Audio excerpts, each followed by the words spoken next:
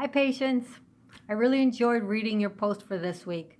I really like how you bring together psychology and theology in terms of where they are divergent and where they converge together.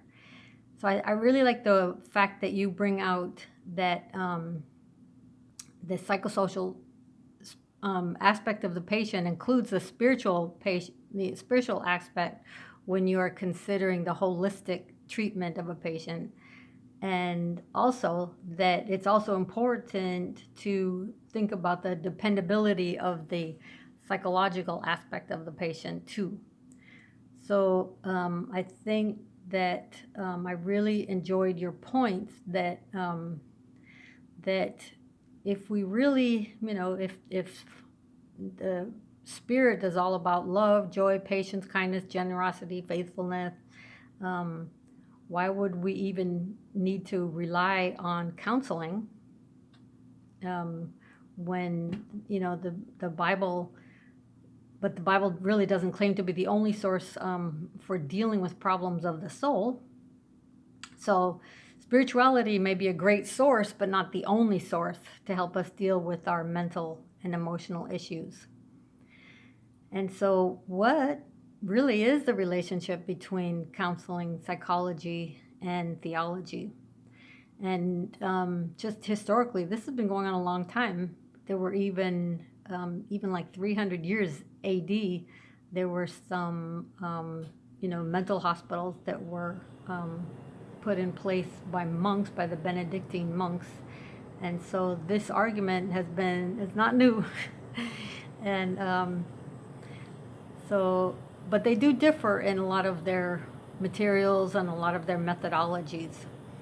And and even though probably theologians do consider the scripture as their primary source of information, they still use sources from philosophy, archaeology, history, and can use those as secondary sources.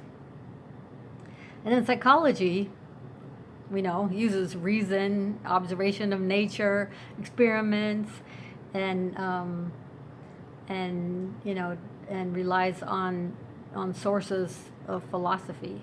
And I've been reading the Entwistle book that I highly recommend. It's easy reading and easy to understand. So it's he talks about that psychology plays a significant role in analyzing theology. We actually use psychology to analyze theology.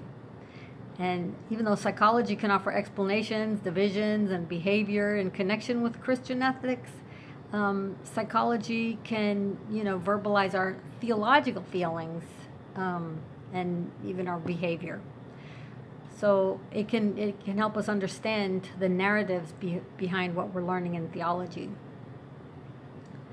So since it looks like that theology is a human need for some people, it offers psychology as an understanding for the human condition, and so spirituality or religion can be an excellent source of courage and strength, and that can contribute to personality resilience and a positive impact on a person's healing. So I really thank you for your post. It was very clear and concise, and I look forward to reading your next. No, there is no more post, so you're dead good. Have a great one.